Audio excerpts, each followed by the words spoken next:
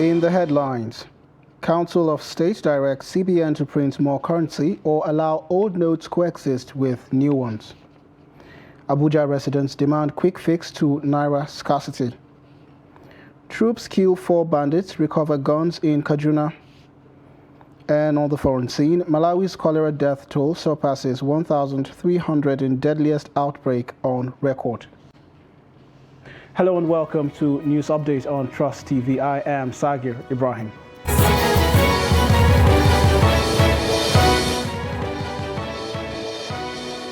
Hello and welcome once again.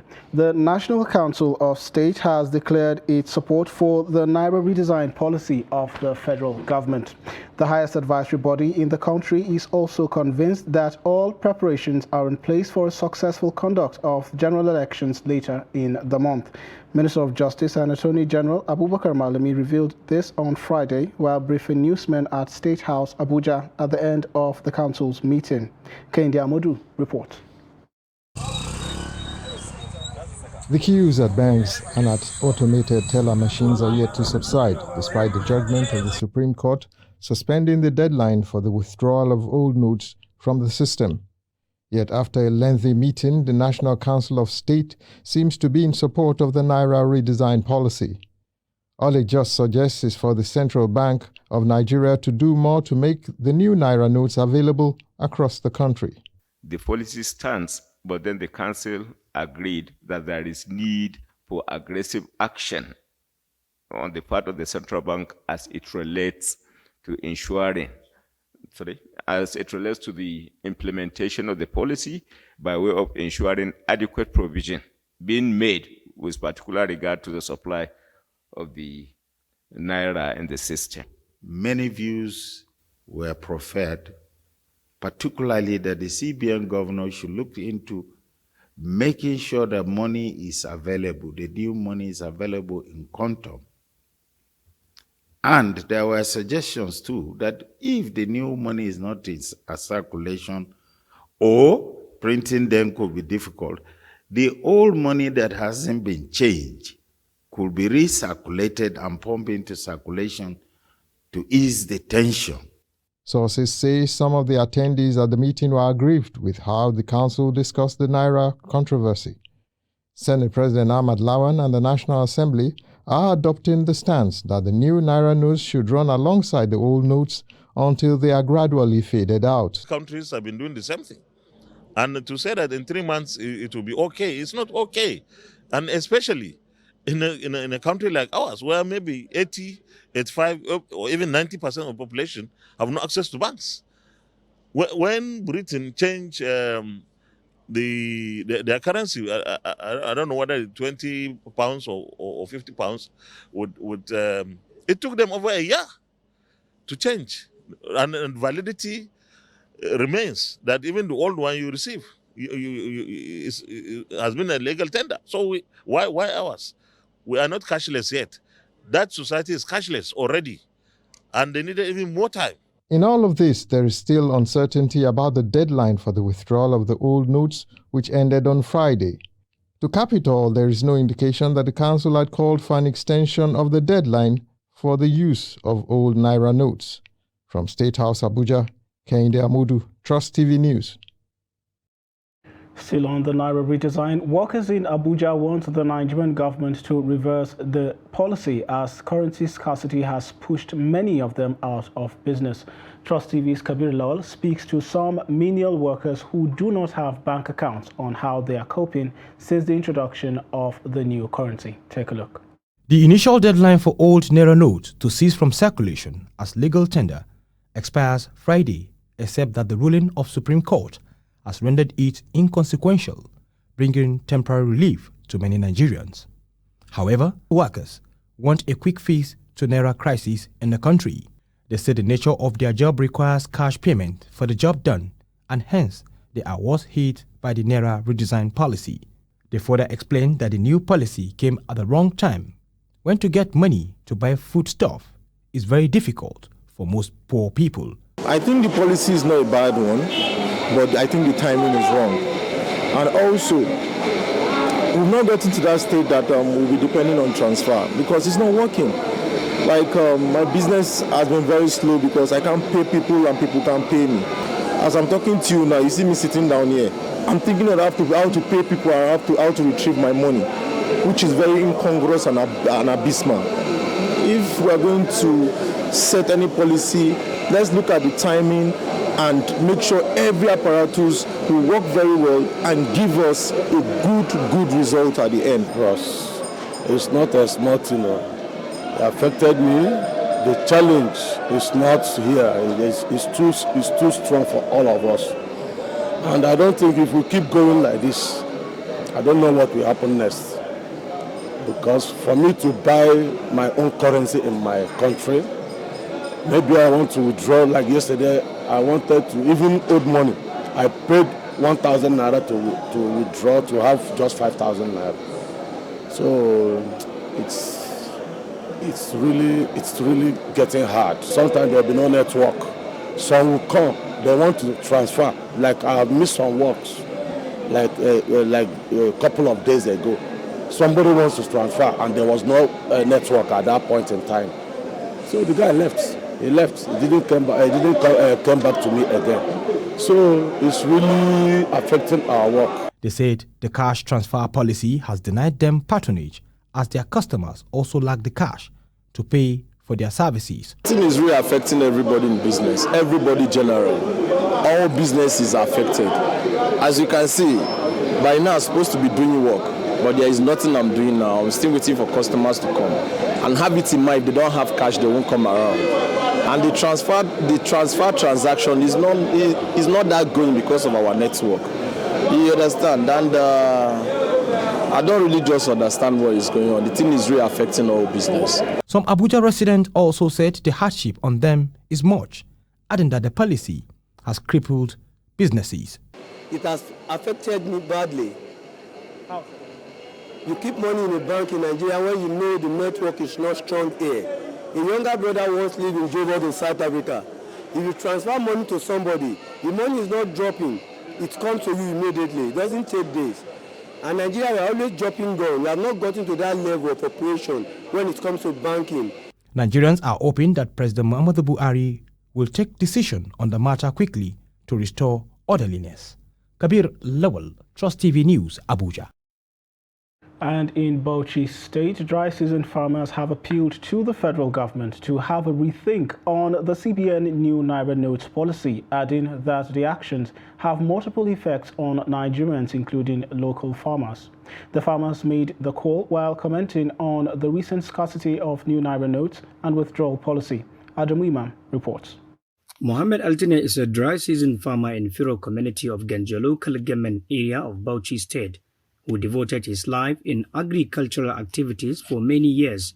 He said the CBN new Naira notes and withdrawal policy has thrown the local farmer into an untold hardship.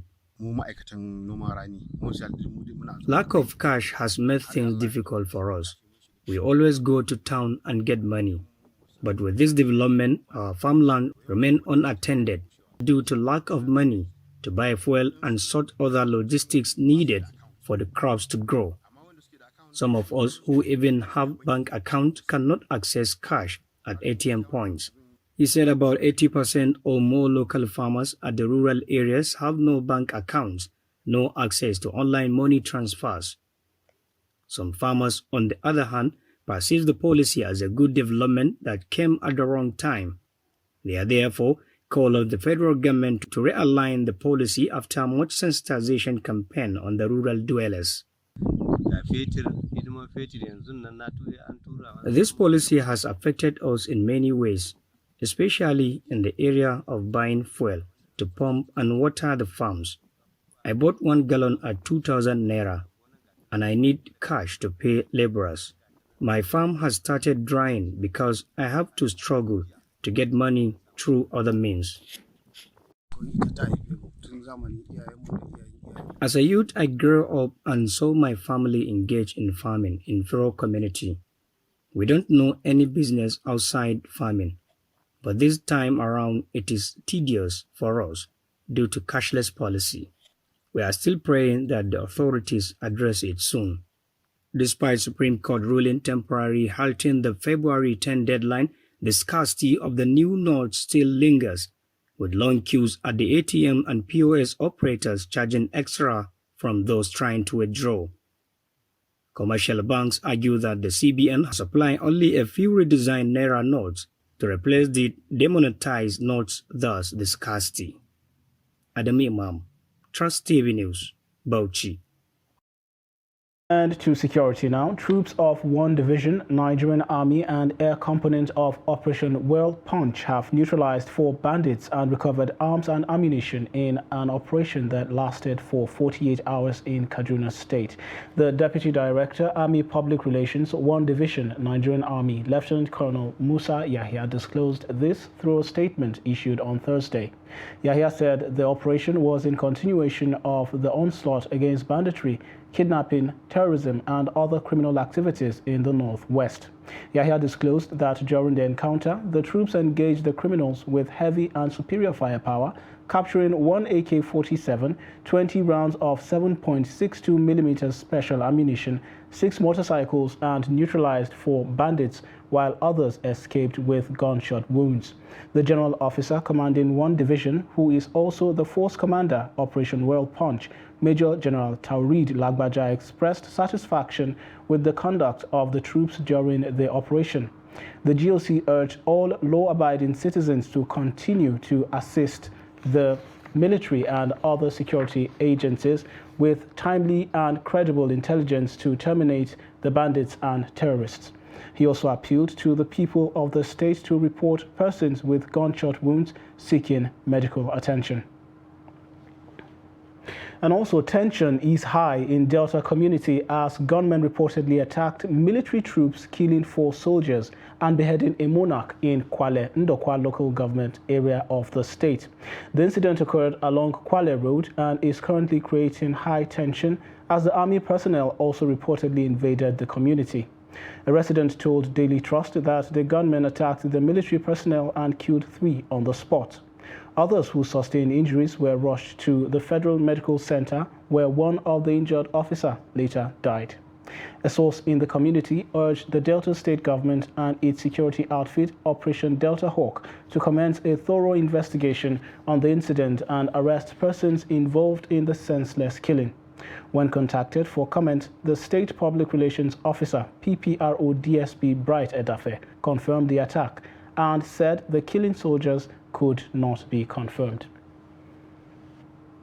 And away from that, a civil society organization, Men Against Rape Foundation, have commended the Lagos State government for reviewing the charges brought against one Ikechukwu Ogbonna over his role in events leading to the death of his wife, Bimbo Ogbonna. Initially, police in Lagos State had charged Ogbonna for failing to offer prompt care to his wife when fire broke out in their home. But following video evidence which showed Bimbo was trapped inside the residence by fire, the husband, rather than call for rescue, recorded the burning house from outside their premises. Speaking at a press conference in Abuja, Lemi Ugegbe commended the Lagos State government for being responsive to ensure that Ogbonna is properly charged. Take a look.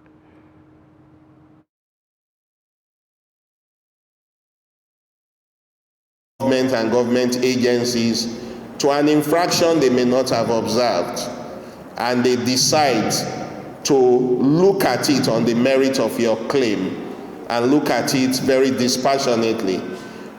It's incumbent on us as civil society to also make it public to appreciate such government agencies and the government itself for taking a responsible step.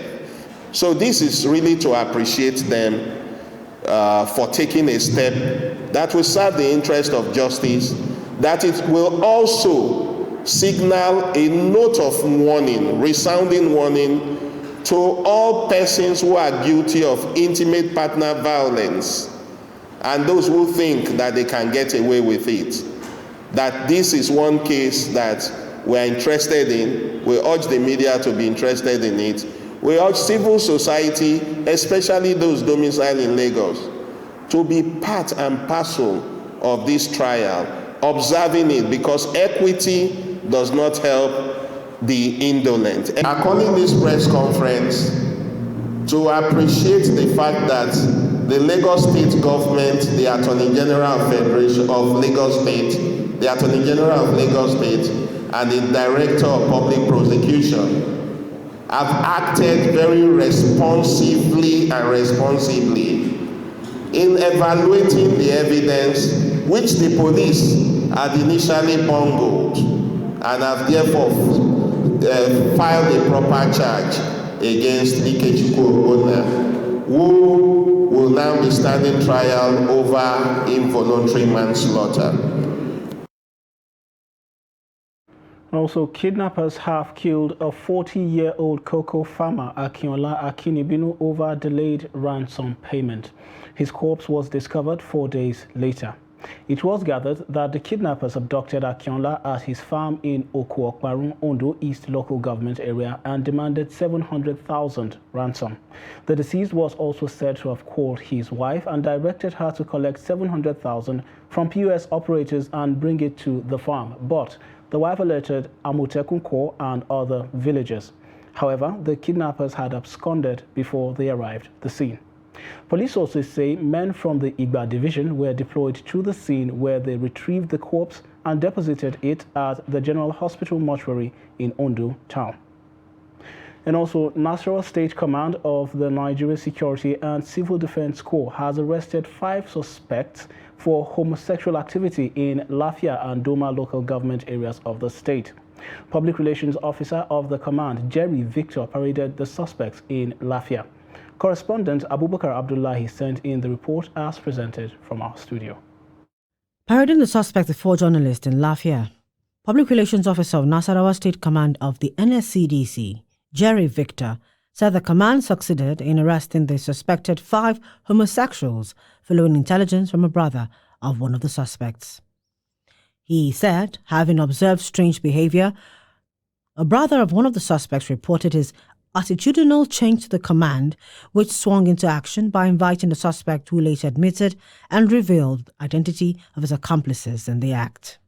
So at the end of the day, we invited Muhammad Tuwakil to come to this command headquarters for a little chat. And at the end of the day, we got to understand that there is some traits of this behavior in him.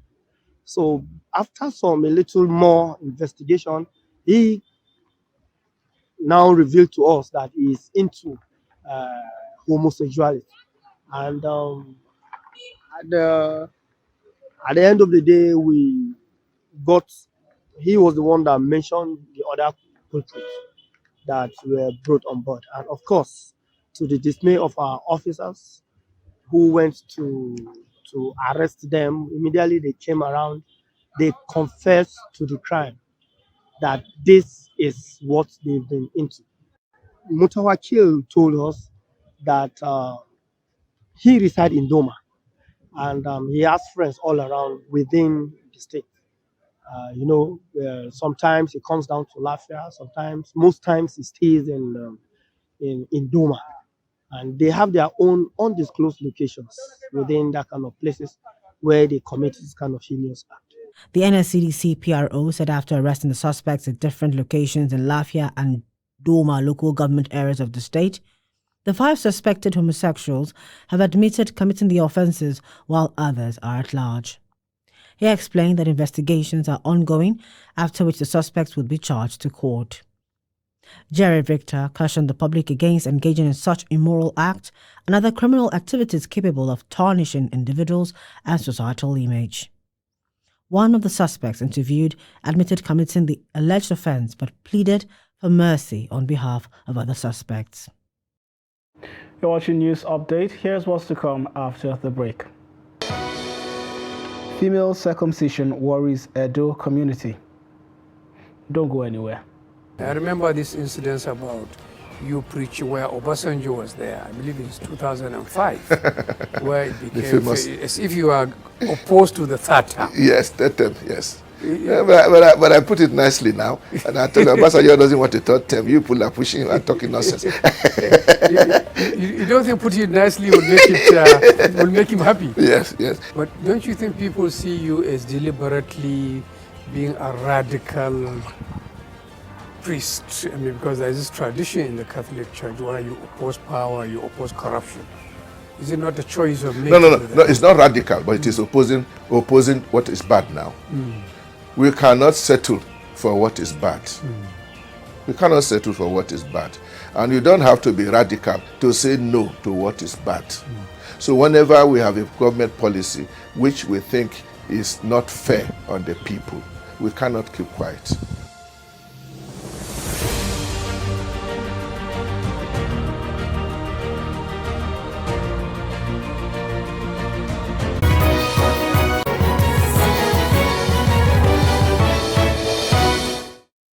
If you're just joining, you're watching News Update on Trust TV. Now recap of our major headlines.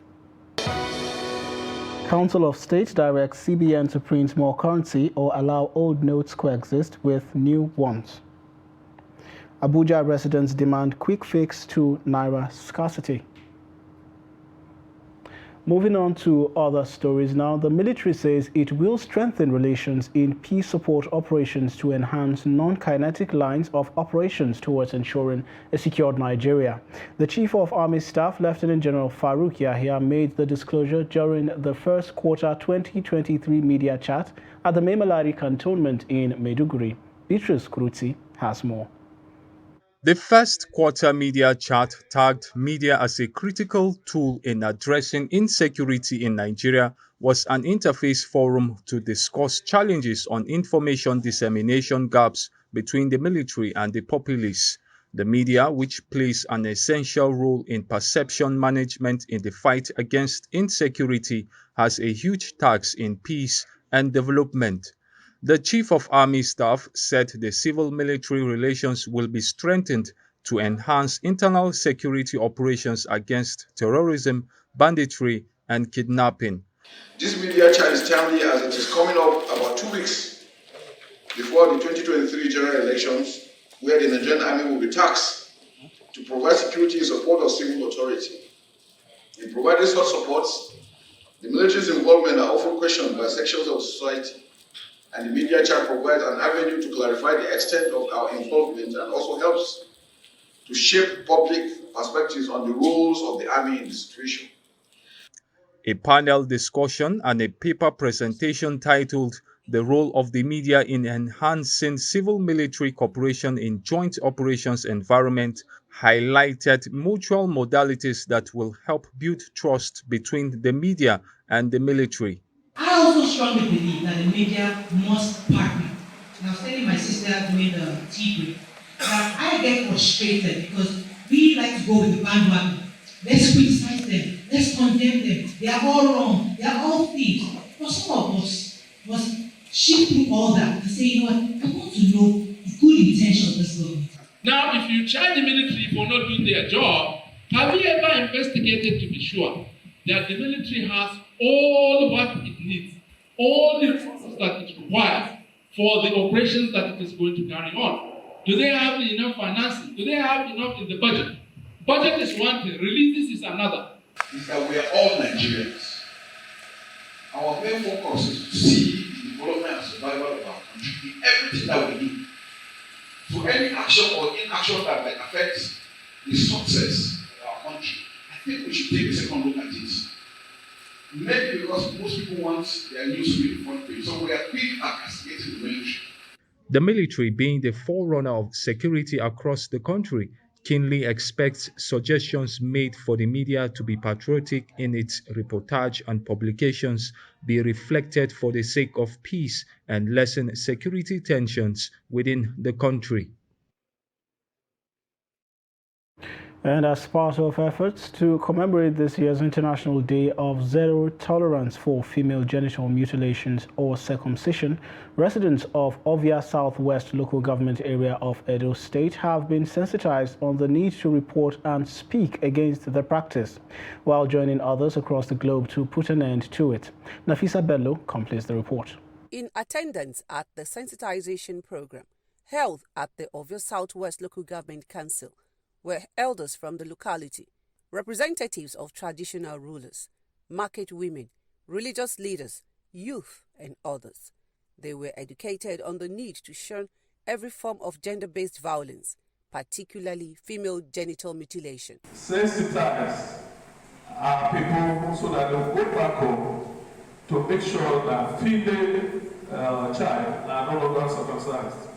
Society organizations, development partners, activists, and other relevant stakeholders to raise awareness, renew commitments, and reiterate that female genital mutilation is an unacceptable practice and a violation of women and girls' basic human rights.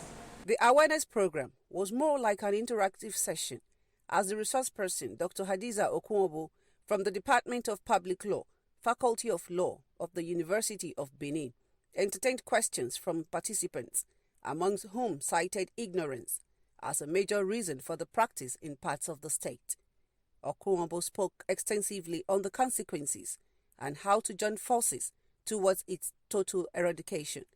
Why they can't get this campaign? Say many women can't get problems, and when doctors they check with the problem, they can't notice say now this cut way they cut women, that their vagina they will remove one area, that be the small one, the bigger one they will remove the whole area. Then some they will stitch and close. That be that one.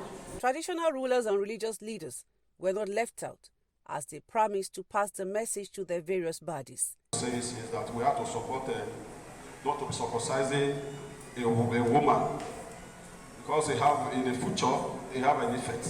Female genital this thing is not allowed in Islam. It's only allowed for holy men. Even it's written in the Holy Quran. As the head of the Christian body in this local government, we call the zonal coordinators and the executives, and through them the information will be disseminated to the grassroots. And we are going to do our best to take this message to the nooks and crannies of Edo State. Together, we say no to female genital mutilation.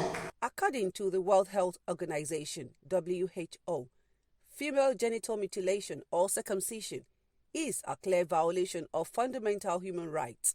So, report and speak against it. Nafisa Bello, Trust TV News, Benin.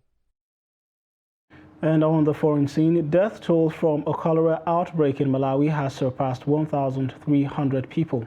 Malawi had registered 40,284 cases and 1,316 deaths in an outbreak that began in March 2022, with the country averaging over 500 new cases every day, according to Charles Mwansambo, who spoke during a briefing held by the World Health Organization's Africa office.